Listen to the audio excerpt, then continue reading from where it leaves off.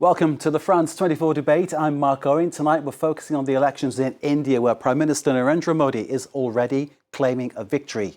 A historic, successive third term. Counting continues. We have to point that out. Not that he seems that bothered.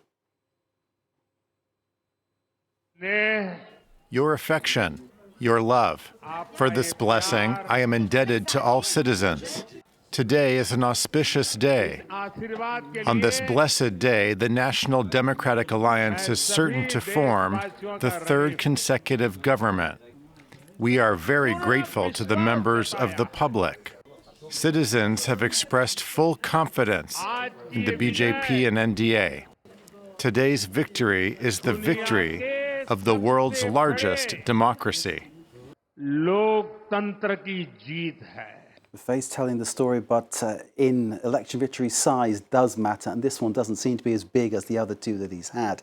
Modi's been criticised throughout the election campaign for abusing state, press and broadcast media, essentially using them as a mouthpiece for his campaign.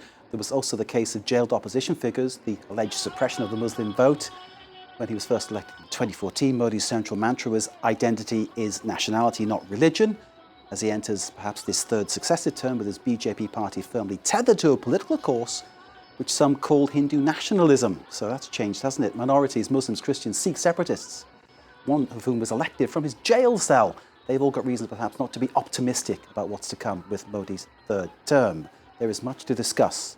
Let's bring in our panel to talk about the issues that are ahead of us. We have here in the studio Leila Jacinto, France 24's international news editor.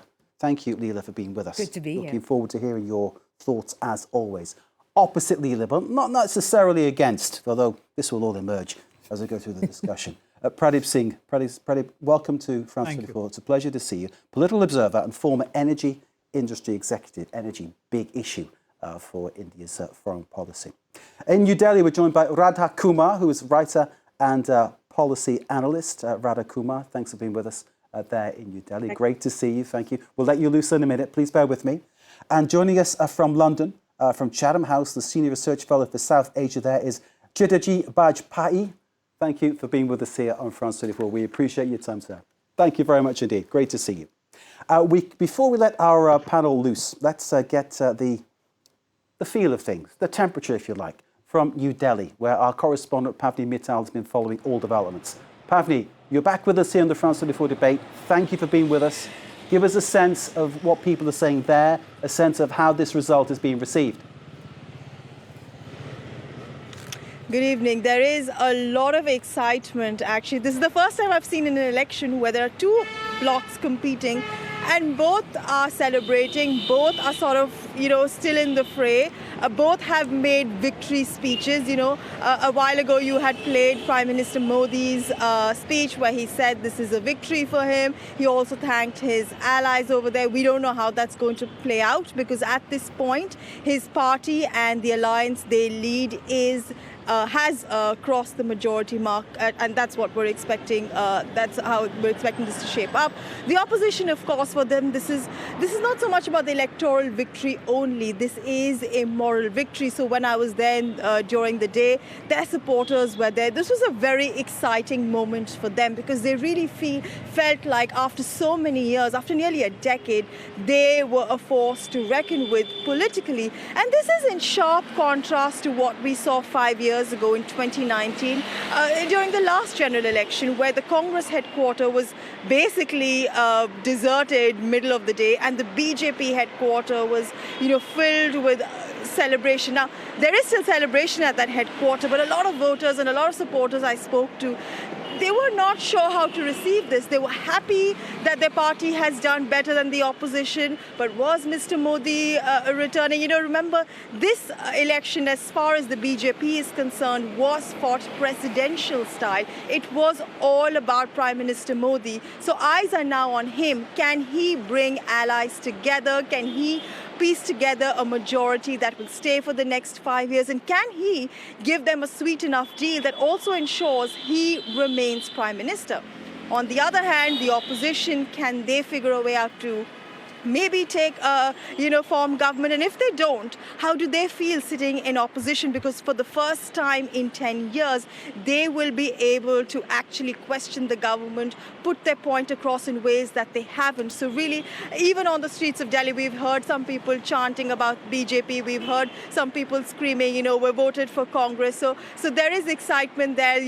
The day has essentially come to an end for most people, but everybody, I promise you, is watching television and trying to figure out where the political history of the country and how that's going to shape up going now. Indeed, Pavni, you've just given that message to the entire world. So thank you very much indeed for joining us from New Delhi. Pavni Mittal, following all developments for us there in the election. Thank you, Pavni, once again.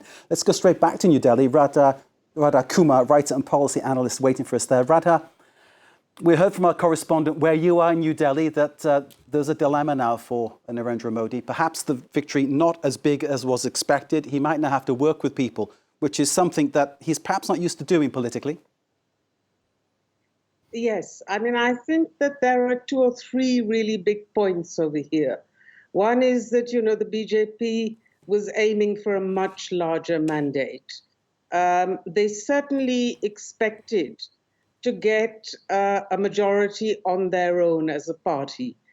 They have lost that. As a party, they have not reached the majority mark. The alliance certainly has come well over the majority mark. Will the alliance hold? That's a question that everyone is asking. If 2 or 3 of the major parties in the alliance, such as the Telugu Desam Party of Andhra Pradesh or the Nitish Kumar Janata Dal United of Bihar, if they decide not to remain in the alliance, then obviously the whole game changes. In fact, even the alliance falls below the majority mark. I cannot speculate on what is possible and what is probable. My own guess is that Prime Minister Modi will be sworn in for a 3rd term. I would say, however, that in a sense it can be considered a historic occasion, but in another sense it is a major disappointment for the BJP. And it certainly you cannot compare Prime Minister Modi to Prime Minister Nehru, who came in with a majority of a single party. That hasn't been the case in this election. How will things play out? We'll have to see. I do hope that the fact that the opposition has done so much better than expected, as you will recall, only last week, pollsters were giving a sweeping majority to the BJP alone and a really huge majority to the alliance. That has not happened. The polls have erred really very significantly by over 100 seats in many cases. It is only perhaps opposition party observers such as Yogendra Yadav, whom you showed on your screen just now, who actually came closer to predicting the right result. Now, there are 2 ways this can go. Either Prime Minister Modi runs a truly cooperative alliance government in the way that his predecessor, Atal Bihari Vajpayee, had done. That is the comparison that many people are using. But it isn't just a question of the Prime Minister's style. The BJP under Mr. Modi and under Mr. Shah has become a very, very different animal from the one that existed at the time of Vajpayee. Now, are they capable of giving up the majoritarian triumphalism that they have used? I myself wouldn't call it Hindu nationalist. I would say Hindu chauvinist. Can they give up this very strong chauvinist trend of politics, which was one reason why the Bihari Chief Minister Nitish Kumar had walked out some years ago? So those are very big questions that need to be asked. Radha, I need to cut you off there. Let me pause you if you don't mind, because I know you have so much to say and it is really informative. I need to give some of the other guests a chance. Thank you so much indeed, but please bear with us. Let's go to London, to Chatham House, with the Senior Research Fellow there for South Asia, Jidijej Bajpai. Jidijej, thanks for being with us on the debate. You heard what Radha was saying there in terms of for the opening remarks. I'm wondering what your sense is about how Prime Minister Modi will work going forward with people that perhaps he spent the past few months, if not longer, criticising, in some case putting in prison, creating a situation which isn't about political cooperation at all. How will he cope with this? Well, well, first of all, thank you for inviting me. And I think, first of all, and I would argue that, in some ways, India is going back to the status quo of politics, which has existed in the country, or what existed basically prior to Modi assuming power in 2014, which was this era of coalition governments, often weak, unwieldy coalition governments, and that was the norm. And if anything, the exception was what we saw back in 2019 when the government was re-elected on a strengthened mandate, and which came in the aftermath of a terrorist attack which had taken place earlier in the year, which then prompted an Indian response, and it served to strengthen the government's national security credentials and got it re-elected on a stronger mandate. So if anything, that was the exception rather than the rule. And what we're seeing now is the norm in Indian politics, which is coalition politics.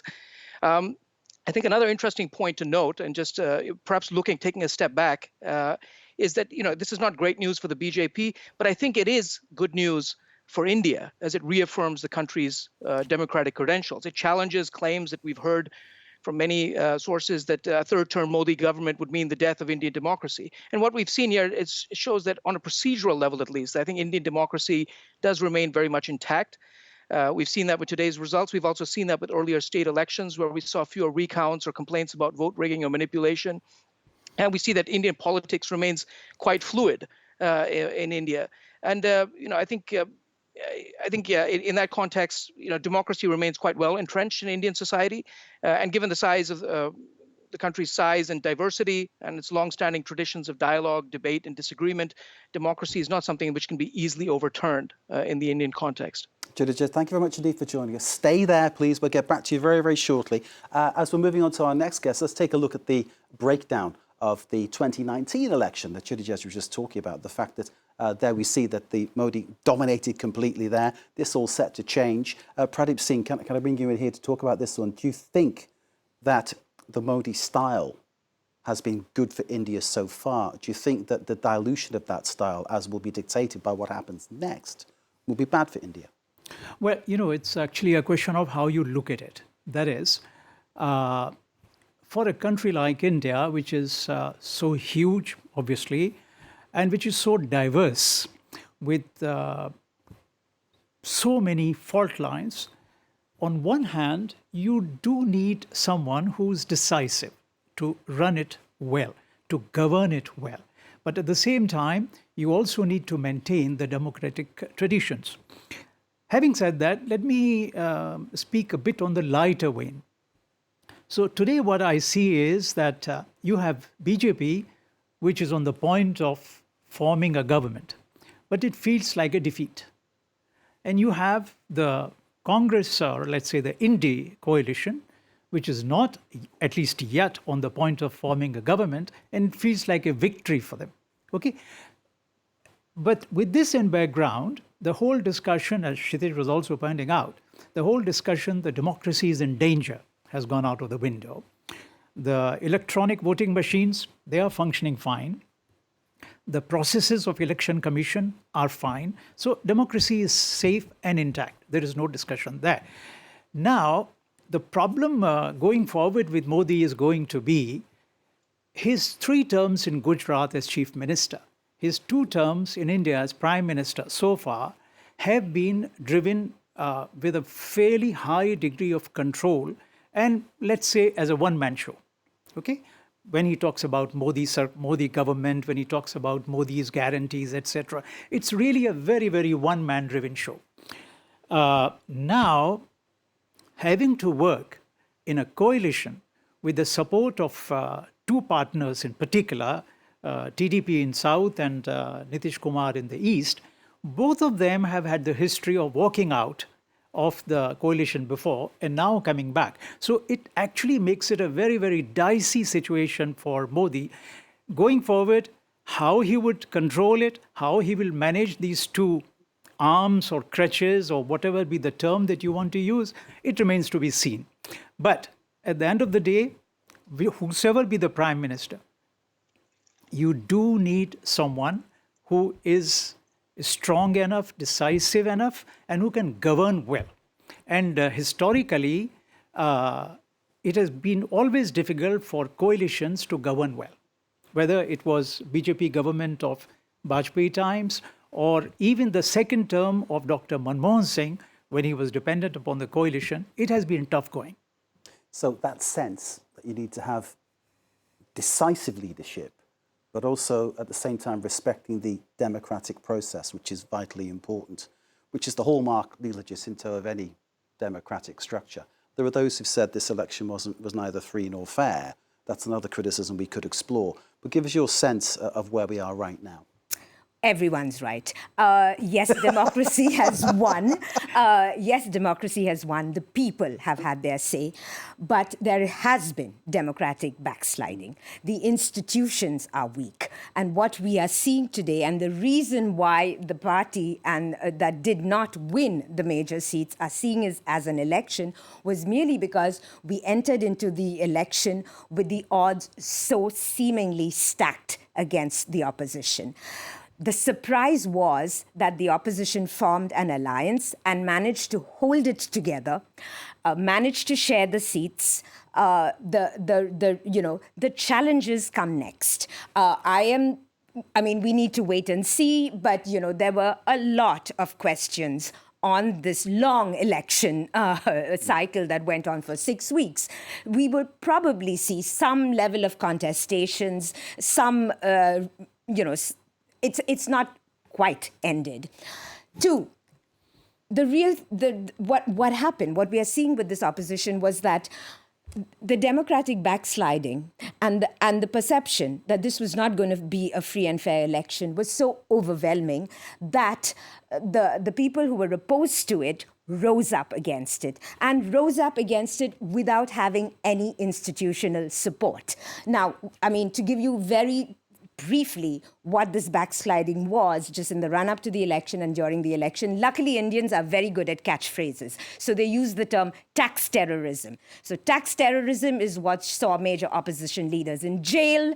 They use the term washing machine, which is, opposition candidates that go to the ruling party. They suddenly have their corruption allegations dropped.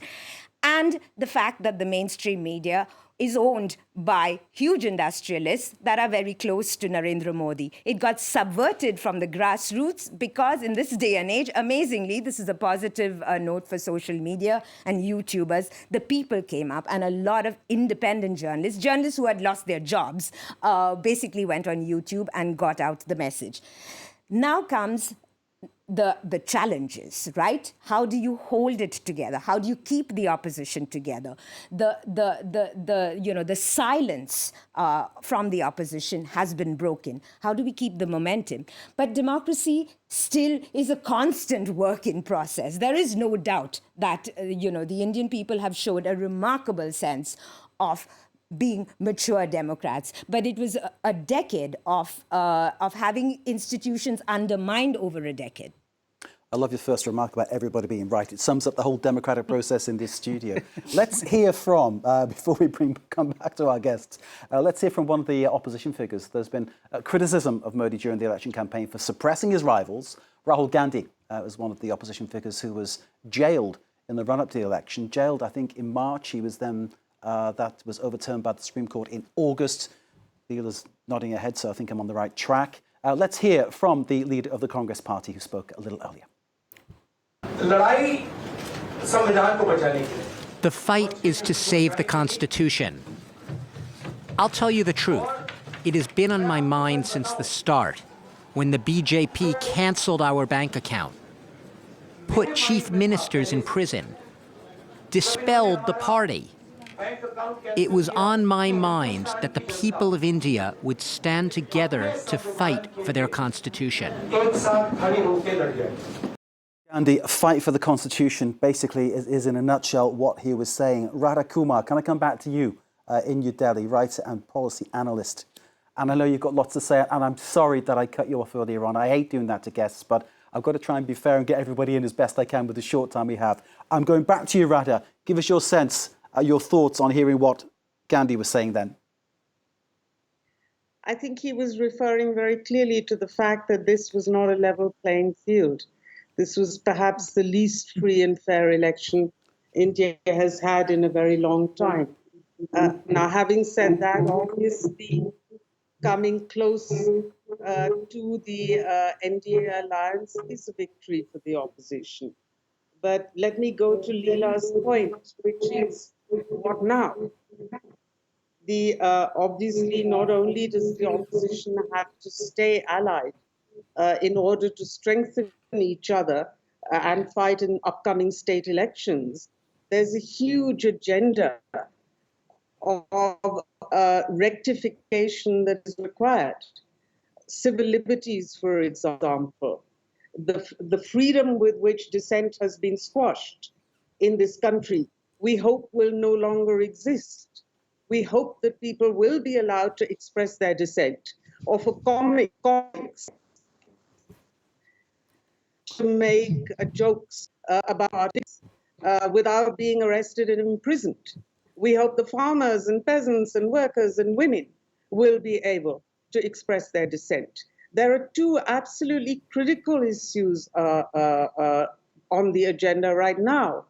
The ruling party, the Modi administration, in the last session of Parliament, passed an absolutely wide-ranging new criminal and civil procedure code, which has some extremely detrimental and fearful elements in it, especially as regarding civil liberties. That has to go. And I hope that now, with a larger number of members of opposition in Parliament, that issue will be tabled before this code comes into practice. There are other issues, that the Modi administration has set as top of their agenda, a uniform civil code, which has been introduced in some states and which takes away even the rights of couples to live together without being policed. Now, that is not a civil code that anybody wants. Let me stop there before I carry on too long. But I do believe that democracy has been in danger, and I do hope very much that with a stronger opposition, we will be able to come back to some of the fundamentals of our democracy. Radha Kumar, we love your willingness to let other people talk, but also it's great listening to your ideas and your interpretation and your analysis, which is excellent. Thank you. And please bear with us. I'll come back to you as soon as I can. Judges Bapaji in Chatham House in London. Judges Bajpai, excuse me for mispronouncing your name there. I'm doing my best. Sir, we heard there from Raja things that might change. What do you think will happen? Obviously, the Modi government that came in 2014 was one thing. It became something else by 2019. What will this next government be? Well, I think, we should expect a degree of continuity. Also, obviously, there will be changes given that it's weakened mandate. I think, there'll be several important watch points over the coming weeks and months. First, of course, cabinet appointments. Especially if the BJP is required to appease some of its coalition partners or becomes more beholden to some of its coalition partners, you could see several changes in cabinet appointments. There are going to be several state elections that are going to be coming up in the coming months. Maharashtra, Jharkhand, and Haryana, if I remember correctly, will be going to the polls in the next few months. And this is important because it dictates the strength. It would dictate the strength of the BJP in the upper house of parliament, where it's still a few seats short of a majority. And states determine the composition of the upper house, and a strengthened position in the upper house would make it potentially easier to pass some forms of legislation. So I think that is also an important watch point. And I think another issue that will be, come back to the fore is what happens post-Modi. This is an issue that I actually gained some momentum during the election campaign. There was talk that, according to the BJP's party constitution, that he would only be allowed to stay on until he's about 75 years old, which will be next year. The BJP quashed those claims, so he will stay on as prime minister. But given his weakened mandate, I think will be growing questions on whether he stays on for another term beyond that. What happens after 2029, the next election? I think that there are I mean, there are several names that have been proposed, Amit Shah, for instance, and Yogi Adityanath. But frankly, they have lacked what one could refer to as the Modi factor, and that Modi factor is clearly in the aftermath of this election has always also been somewhat diminished. So I think we are potentially heading back into the era of coalition politics, which is what has happened with this election, and is the status quo in Indian politics going forward. Judith, our presentation here is a coalition as well. Leela's got a question for you. Go ahead, Leela. Mr. Vajpayee, I actually want to take up on what Radha mentioned, the Uniform Civil Code. I remember 4 years ago, I was on this panel when the BJP won, and I mentioned the scrapping of the constitutional article that gave Kashmir its special status. Now, this was something that was on the BJP manifesto for years, and nobody actually thought that this would happen. And it did happen in the very first year that Modi was re-elected. And this is actually also what drove all these fears of the opposition. We saw in the clip of Rahul Gandhi, him holding the Constitution, the very real fear that the Constitution would change. So, Mr. Vajpayee, I want to know what is your take actually on this Uniform Civil Code and also this constitutional change that the opposition feared during this campaign? So obviously, I think there were genuine fears. I mean, if you look, as you said, in the run-up to the 2019 election, what were the campaign pledges, whether it be the Citizenship Amendment Act or rescinding the special autonomous status of Jammu and Kashmir, Article 370 and 35A. The government clearly has followed through with those pledges. If it had come back with a stronger mandate, we would have probably seen renewed momentum and a push on the Uniform Civil Code, but also other initiatives such as constitutional changes that would lead to a further centralization of power. The government had talked about this one nation, one election idea, the idea of centralizing or sort of having state and national elections at the same time. They would argue it's about improving the efficiency of the electoral process, but the opposition has argued that this is a means of giving an advantage to the party ruling at the center. I think, frankly, all these more controversial policies will be put on the back burner in the aftermath of the most recent election. So I don't really, So I think, as I said, I think the election outcome is to some degree strengthened India's democratic, but also to some degree its secular credentials, given the blowback that we've seen with the most recent election. Judith, thank you very much indeed. Leela, thank you too. I have some news to bring you all. It's just dropping in front of me on the wires service. The Modi-led alliance winning India's general election. This is from the Electoral Commission, so it's official. Narendra Modi will continue as India's Prime Minister, his alliance having won the general election. Let me bring in now Pradeep Singh for a reaction to that. And then I want to ask you about business, but give us your reaction to that news. Well, I mean, by constitution and also by convention, the party which wins the majority of seats, the President of the Republic is obliged to call him or her, to come and try to form the government. So that was a given once he has attained this number, which is the single largest party. So I'm not surprised about that. Okay, the danger here would be in months to come, how the coalition partners behave, how they work, how they demand their pound of flesh, in a manner of speaking. Because Chandrababu Naidu in South, he wanted his state to be declared a special rights. That's why he walked away, and Nitish Kumar also for something similar. So therefore,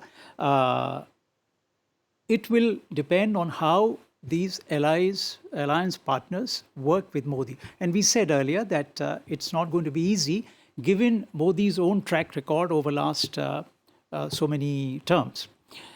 I would like to take a couple of minutes here, Mark, about the Uniform Civil Code and the one election, one nation concepts. As far as the Uniform Civil Code is concerned, it has been in their manifesto for a long time, I think almost from the inception. And it has also been requested by the Supreme Court many times, because the position is we are a secular country where, like any other secular democracy in the West, every citizen must be governed by the same rights, period. Okay? You cannot have a part of the society governed by the Indian Penal Code and the other part of the society governed by a different set of laws. So to avoid any confusion, the Supreme Court, I think, has asked for dozens of times, what are you doing about the Uniform Civil Code? So this has been on the agenda of the BJP from the beginning, has been asked by Supreme Court. The implementation or passing of this will be now difficult. That is a given. That is a given. Now the question of the one nation, one election.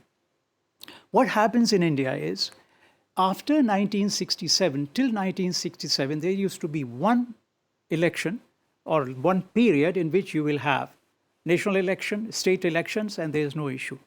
After that, what started happening is, practically every year you have some election or other going on in the state, and of course every 5 years you have the national election. So with the result, what happens is that the moral code of conduct of the election commissions comes into play. You cannot take any policy decisions and so on and so forth. So this has led to a situation where the governance for a specific period becomes inefficient, becomes unproductive, and it also leads to unnecessary expenses. This is the background of why you need one election and one nation. Okay. But where I agree is, it should not be pushed down the throat of opposition. It's an issue which impacts the whole nation, and therefore it must be debated in the parliament. And then once the consensus is reached, then only it should be implemented. Sir, thank you. I'll come back to you for a business comment in a moment. I've got to go to Radha Kumar back in New Delhi, writer and policy analyst. Radha, I'm letting you loose again because you mentioned earlier the issue of rights for minorities. You mentioned women. Clearly, the issue for Muslims in India is a big issue too. What is your sense about what happens next? Is the fact that this could be a coalition and in some way diluting Modi's effect, is that a good thing?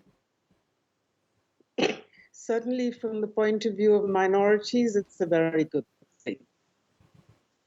They would hope that the coalition would restrain the extreme behavior of some members of the BJP. And indeed, they would hope take a state like Uttar Pradesh, where it had become almost impossible to be a Muslim. It isn't just acts of physical violence that they suffered, which they did. They also suffered trade boycotts. They suffered house demolitions. They suffered forcible removal from areas. Now with the Samajwadi Party, sorry, this is not about coalition, this is about opposition. But with a large number of Samajwadi, of opposition seats in Uttar Pradesh, divided equally between the NDA and the India Alliance, there will be some hope that these types of extreme actions cannot take place any longer. Similarly, the presence of more secular coalition partners such as the Telugu Desam and the JDU and others, one would hope would again give a breather for minorities. You know, beyond the minorities question, let me just point out on the one nation, one election argument of my colleague who just spoke, that bear in mind that India is a federation of the size, territorially much larger than Europe, and certainly demographically much larger than Europe. And the idea that you are going to conduct one election across this whole country for both the federated unit of the state and for the center is frankly unreal. The amount of security you would require alone would make it impossible. The amount of time that you would require would make it would last for months. Now, the other point that, model code of conduct comes into play. Well, actually, the model code of conduct comes into play in a state, and it's a very short period of time. It's about 6 weeks. You can certainly have your policy formulations well before the model code of conduct kicks in, and you can certainly continue the work of administration and implementation during that period. What you cannot do is advertise yourself. which is what our Prime Minister has done time and again. And let me make one last point. I think that with everything we say and how much we hope that there is a victory of democracy in our country, there is a serious worry about a person who considers himself to be a vessel of God.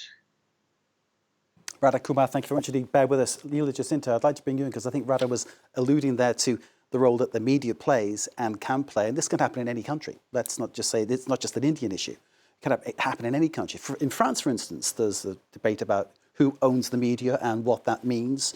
And we're independent and publicly funded, but some companies are owned by people who are close to certain politicians, and that's been an issue here in France. So it's not just an Indian question, but it is that's the subject of our debate. It is what we're looking at. And there is the accusation that Modi used the media to his own advantage in this election, to the point that basically the opposition voices were suppressed. Yes, I mean, you absolutely cannot compare it. Of course, big newspapers, we are a public service, which is not a state TV. But, you have big media like The Guardian, The New York Times, etc. The owners do not interfere in editorial. I just want to put that out there. But, there are other things that we've got to look for right now. I mean, let's not forget that this election, what was surprising on the campaign trail was the very polarized nature of the BJP's rhetoric, okay? In 2014, Modi ran on, the economy. The catchphrase there was "Achhe din," the good days are coming. In 2019, it was about security. This was just after a cross-border attack, and he brought security. That was what it was. This election, the rhetoric was shocking, even for Prime Minister Modi. Generally, he does not say these things. He just leaves the lower cadre to do that.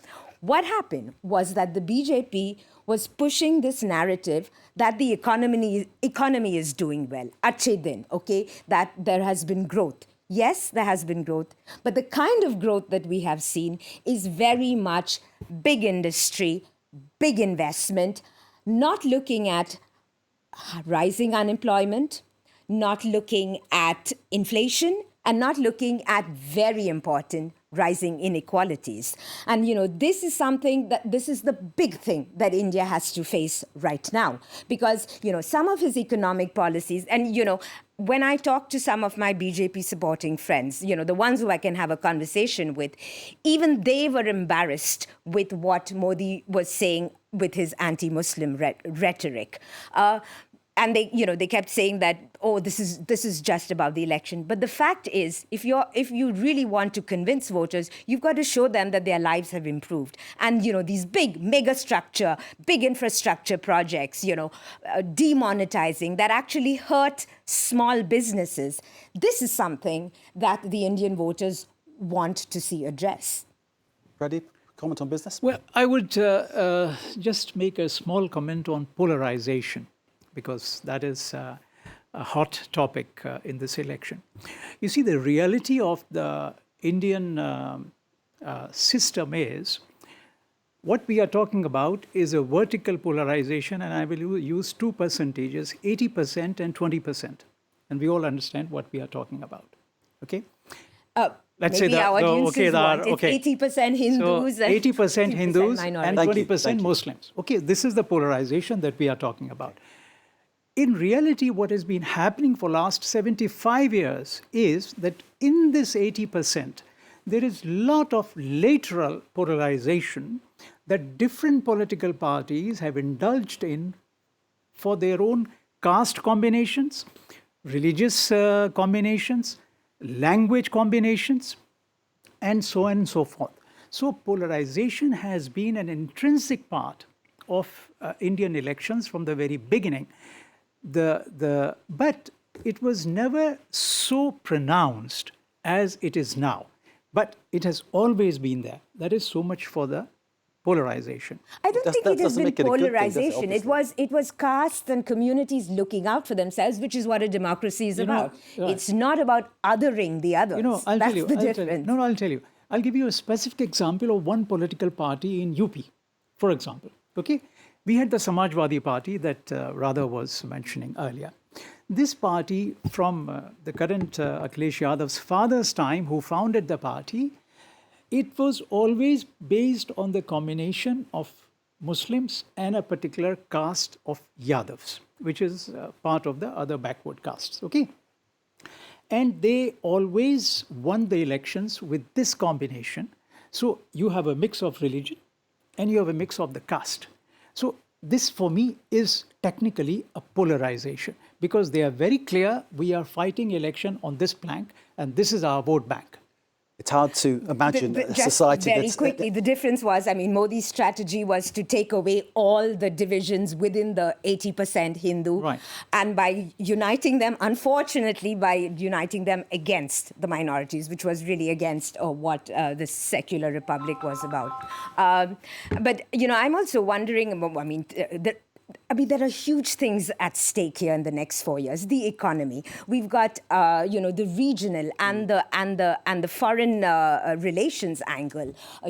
I'm interested in how, for instance, Radha, maybe you'd be good to answer this. The West is clearly aware of the backsliding, the democratic backsliding that happened in India. Will this change Washington and the West's position on how it has given Modi a leeway over the past 10 years? Let me put that, Raja, if I can pause you and bring in Jidijej Bajpaji on that one. Can you answer Leela's question, please, Jidijej? So on the issue of, the concerns, how the West has viewed India, I mean, I think that, there have been concerns that have been voiced about the trajectory of India's democracy. We saw when Arvind Kejriwal, the leader of the Aam Aadmi Party, was arrested. There were complaints that were made by several governments about that. But, I think in the large scheme geopolitical if we look at it from a broader geopolitical perspective, India's imperfect democracy has tended to be seen as a lesser evil when you look at it in comparison to, say, China's one-party state. And then if you frame it in the context of the US-China geopolitical rivalry, India is clearly seen as a bulwark against the rise of China, which is why there have been tendencies to, basically tendencies to downplay concerns about the state of India's democracy. So I think. We've seen the spillover effect of a more assertive Hindutva, Modi-driven foreign policy. So, for instance, allegations of Indian complicity in assassination attempts in, say, Canada or the United States, for instance. And I think we've seen blowback to that. I think with a government with a somewhat weaker mandate, more beholden to coalition partners, I think we would see it somewhat, tone down some of these more assertive elements of its foreign policy. But I don't think that the West has been silent on these concerns, but it's tended to look at this more through a geopolitical lens. Where does India sit in the context of a US-China geopolitical rivalry, for instance? Indeed, that expediency can often be incomprehensible to some people looking from the outside, can't it? Jidijej, thank you very much indeed. Let's go to Radha Kumar in New Delhi for possibly the last comment of this debate. We're running out of time. Radha, the floor is open to you. Your final reactions, your feeling of what's happening, where we're at, anything you want to add? I think that just to follow up what Kshitij was saying and Leela's question, it seems to me that certainly in the US and in Europe, there will be a sense that there is now a wider Indian foreign policy community to engage with. And I think that's really, really important.